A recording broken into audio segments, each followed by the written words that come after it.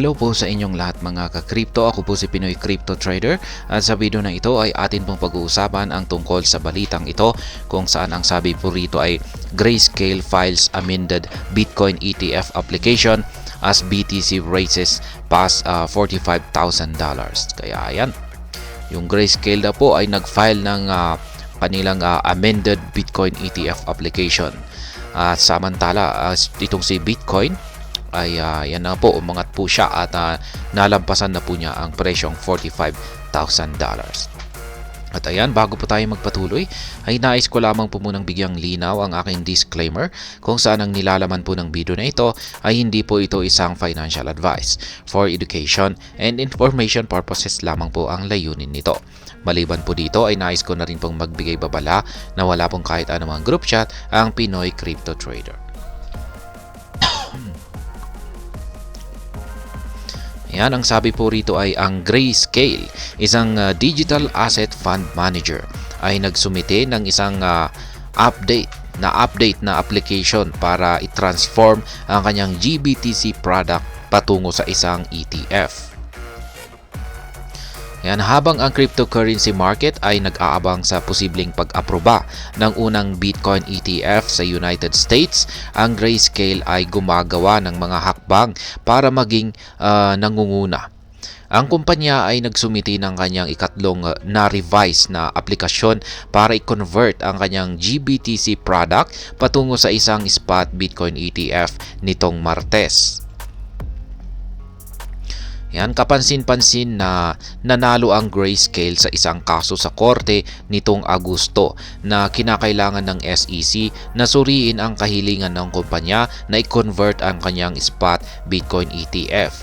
Ang desisyong ito ay nagdulot ng optimism na ang SEC ay maaring handa ng mag-aproba ng isang spot Bitcoin-based ETF na nagdulot ng isang surge sa mga filing na ngayon ay malapit ng ma-aproba.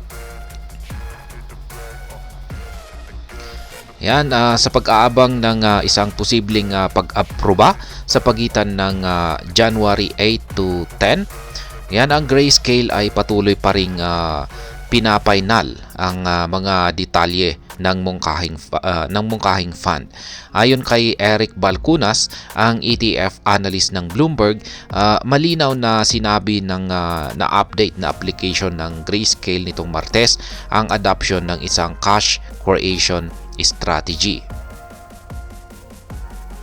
Ayan, ang estratehiyang ito ay nagtatakda na ang kumpanya ay tumatanggap at naglalabas lamang ng cash kapalit ng mga shares sa fund, habang patuloy na gagamitin ng kumpanya ang cash para bumili at mag-hold ng spot BTC.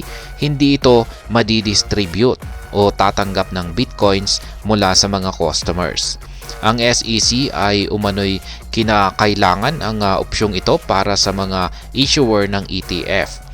At sumunod ang Grayscale para makuha ang isang posibleng pag-aproba. Gayunpaman ay kapansin-pansin na ang filing nitong Martes ay hindi nagtakda ng isang authorized participant or AP para sa conversion ng GBTC patungo sa isang ETF.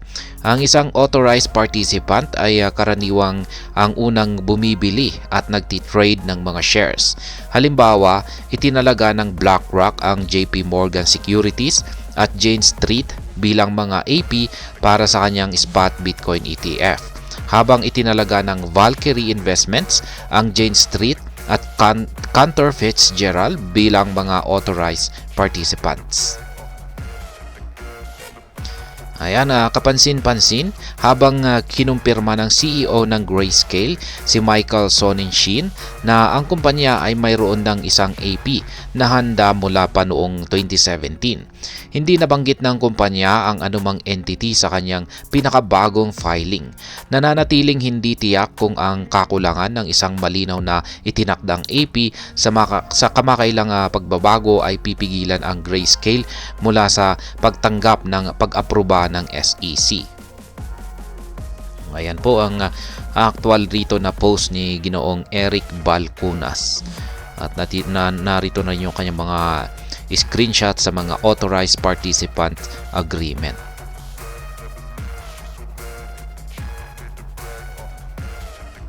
Ayan, ang GBTC product ng Grayscale ay kasalukuyang namamahala ng $26 billion sa mga asset or AUM at nag-charge ng 2% management fee. Gayunpaman, ang pagiging isang ETF ay malamang na magbaba ng mga bayarin dahil sa kompetisyon.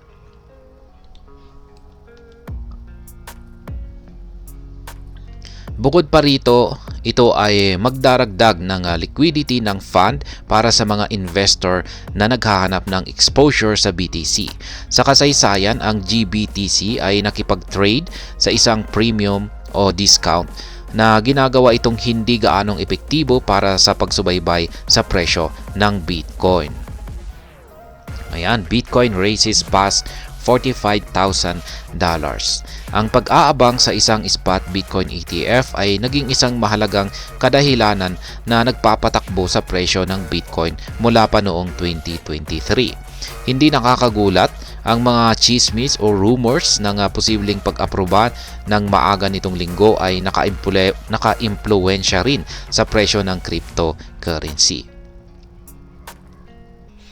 Ayan, matapos buksan ang taon sa halos $42,000, ang presyo ng BTC ay nag-surge ng higit sa 7%.